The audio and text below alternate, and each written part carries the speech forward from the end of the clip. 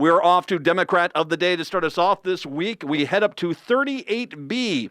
Amy Wazlawik is joining us right now. She is the DFL candidate for 38B.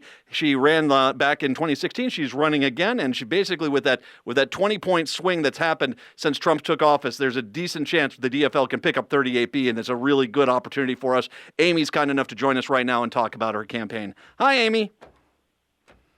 Hi. Hi, how are you today? I'm doing well. I did get to see Hamilton last week, so sorry you missed out on that. It was a pretty great show. Oh, man, I wanted to go see that, and I understand. You want to know the truth is, I have no problem with what they did with the tickets, because it bugs me when you have a big concert coming into town and the tickets within 5 minutes are all gone because the ticket brokers have all bought them. So I get why they did it. It just is, I've got 5 people in my family, 3 kids and my wife and myself, and so I was the odd man out, so... I hear it was magical. Okay. I highly suggest buying the CD from the Broadway cast and listening to that from now until Election Day, because I think it's going to be a big piece of, what's getting me through until Election Day. Well, and for a lot of people, a little bit later in the show, I'll talk about what happened this weekend. But 38B, for people that might not know, you are a good chunk of White Bear Lake as you head north on, you're north of 694, north of Gem Lake, but it's kind of the western side of White Bear Lake on the north side as well. Delwood's in there, North Oaks is in there. It's kind of up on the northeast side of town here. Yeah, it includes, as you said, Delwood and North Oaks and part of White Bear, and the White Bear Township, which is where I live, and then part of Hugo as well. I actually have spent a lot of time in the last few years in your district. My father-in-law, when he passed away a few years ago of cancer, he passed away. He's actually buried up there in the local cemetery. So I've been up in your district quite a bit of time. Now, as a sad story as that is, your district is delightful. It is wonderful to go into a district like that, and it's just got such great character, great people. That is a fun district to go to. It is, yeah, and that's one of the things that I think makes 38B unique is that we have, in White Bear Lake, we have a nice little downtown area with lots of independent businesses and just really supportive people. We've had, instances in the past where we've had former leaders or current leaders who have had health issues, and folks have really rallied around, community members have rallied around to really support folks, and that's something that we see in our community is really that when people are down on their luck or when they have health issues come up, that the community really rallies around people and really supports people in helping them get what they need. You ran before. We'll talk about that, but let's give everyone a little bit of a background on you. Who is exactly Amy Wazlawik? Yeah, so I am a longtime resident of the community where I'm living right now. I grew up in White Bear Lake and White Bear Township, and I went to White Bear Lake area schools. And I work for the school district now in their extended day child care program. And I've been working in public schools on and off for the past 14 years in a variety of roles, mostly in a volunteer capacity as a tutor and as a volunteer tutoring coordinator. So I've been in schools for a long time, and that's part of what kind of backs me up in terms of why I wanted to run for office. But I also have a background in public policy. I got my BA at the University of Minnesota and then went back a couple of years after that to get my master's in public policy. I was really wanting to focus on knowing more about public policy, but also focusing on social policy and kind of our programs that help support people and seeing how all of that kind of plays together. You definitely bring in the resume, that's for sure. I mean, let's start with education. I imagine for you, I've talked to quite a few people who've come in from the education field. This election is clearly an effort to try to save our education system because of how it's been undermined on a federal level and on a state level by the Republicans. Talk about your experiences and what you feel about education and what you'd like to bring to St. Paul. Sure. I think so. I've served, as I said, as a volunteer. I work in a child care program now in the White Bear Lake area schools. And I think my experiences, I've worked in several different schools. So I worked in St. Paul schools for a couple of years, and now I work out here in White Bear. And I've seen kind of the whole gamut of, what happens when we have enough resources and services to support students, especially the high-risk students, and kind of what happens when we don't. And I think that when I was going to school in White Bear, it's much different now in the school district than it was when I was in school, because when I was in school, we didn't have as much support in terms of finances and community support for the levy as we do now. And so I've even seen the difference between when I was in school and now within White Bear, we have kindergarten language classes, which we didn't start until I was in sixth grade when I was in school.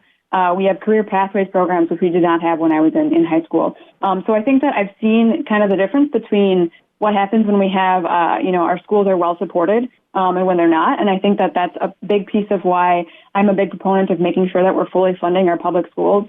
We have a district in our community. Forest Lake is in part of our community in the district in 38B, and they have had to close buildings and cut staff because they have not been able to pass a levy for several years. Mm-hmm. So for me, that's one of my priorities, is making sure that we're really investing in our public schools. Well, and the education funding issue is one that we've talked about quite a bit. We clearly need to fix it, and whether that's, regardless of whether that's inner city schools or rural schools, we have a problem here, and the state needs to. We can't just depend on referendums on ballots constantly to fix this situation. We need a leadership in St. Paul that's going to fix this correctly. Talk about your district as well from your social policy experience. I find it interesting because your district is very dynamic. It's got some very wealthy people, and it's got some very wealthy neighborhoods.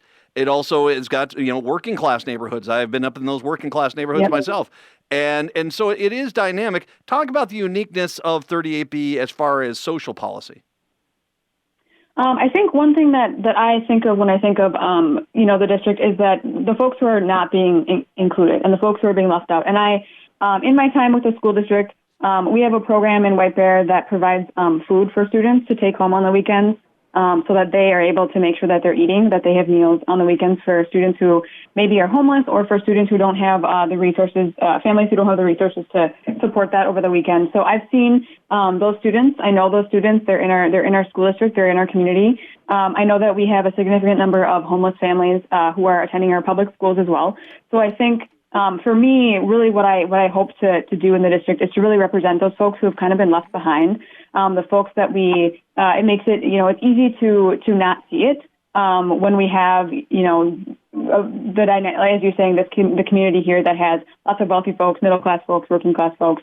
It's kind of easy to not see it. But I think I know that our food shelf has seen, in the past several years, has seen an uptick in how many folks are being served there. So I think for me, it's really about kind of this hidden piece of our community that we don't always see or acknowledge, that we really need to make sure that we're talking to folks, we're talking to those folks, and that we're really serving their needs as well in the legislature.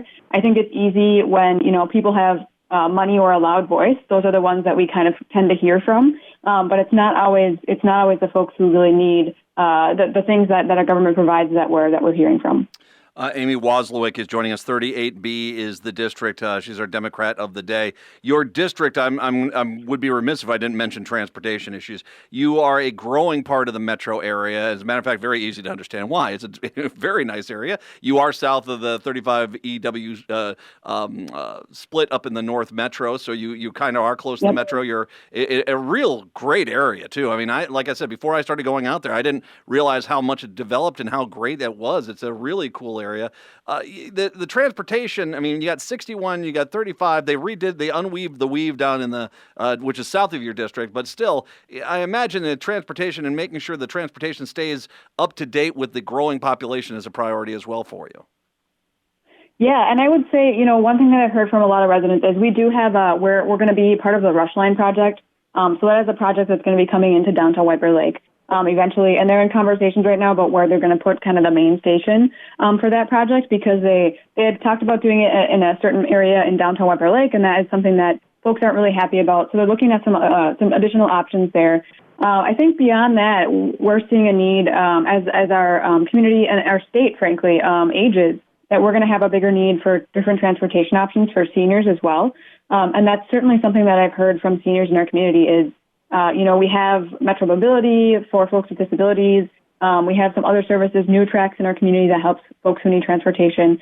But I think that that's something that we're really going to have to invest more in, is making sure that not only do we have just transportation in general, but that we have transportation for people in our community, like seniors and people with disabilities who maybe need more specialized transportation that runs more frequently during the day, and that they have access to that transportation.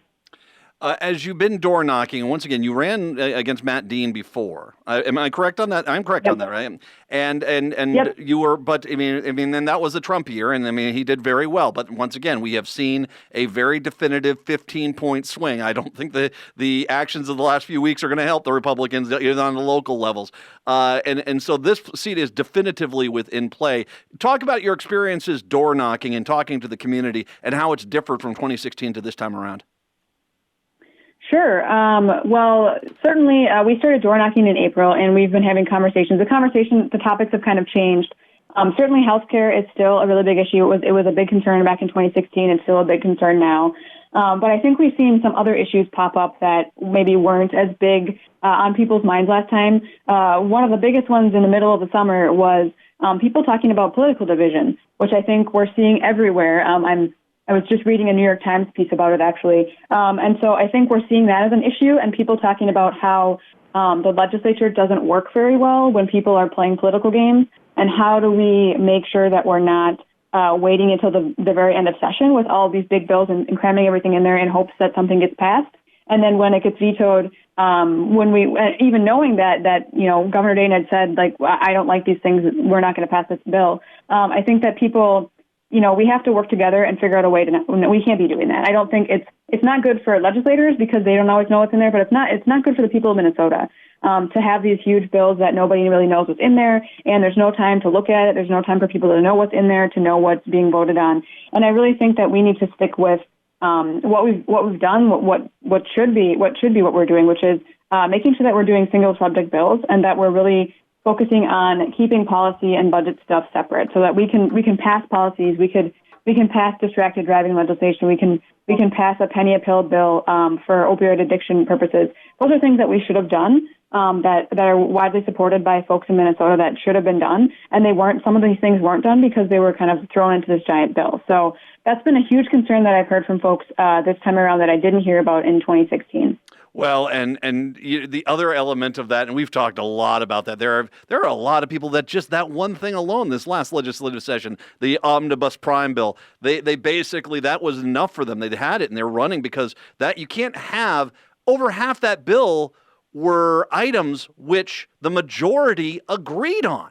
I mean, and like you said, like the hand-free cell phone, stuff like that. I mean, there was no-brainer layups that Dayton would have signed that they would have been there, but because the Republican leadership wanted to use those as bargaining chips to try to get incredibly partisan, unpopular bills passed as well, you end up having this amalgamation and nothing got done. It clearly is a spotlight on the failures of the Republican leadership in the House.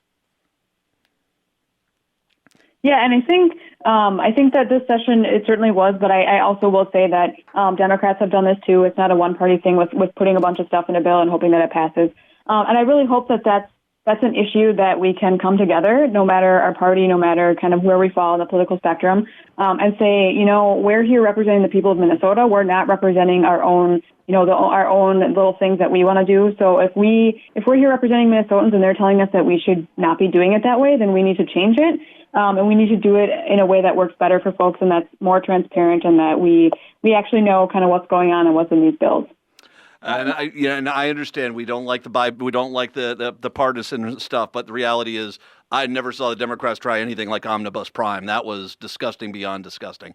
Yeah, certainly not anything that big. Yeah, nothing. I mean, you're right. I mean, the games of politics get played, but that was inexcusable. I'm presuming you do need donations and volunteers to help out in 38B, correct? Oh, yes, always. All right.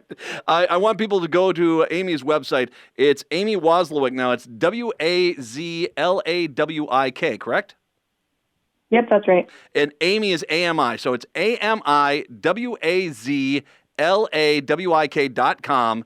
That's her website. Help your local Democrat. By all means, help your local Democrat. But once you help your local Democrat, help a Democrat running in a red district. This is how we flip the House in Minnesota, and we desperately need to flip the House in Minnesota. So if you can, go on out there.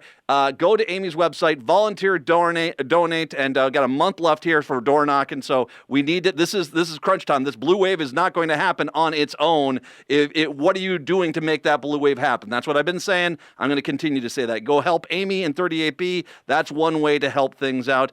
Amy, I appreciate the time. All my best in your race. Yes, thank you so much. Amy Wazlawik, once again, 38B. We'll take a break. Come on back. Democrat of the Day there.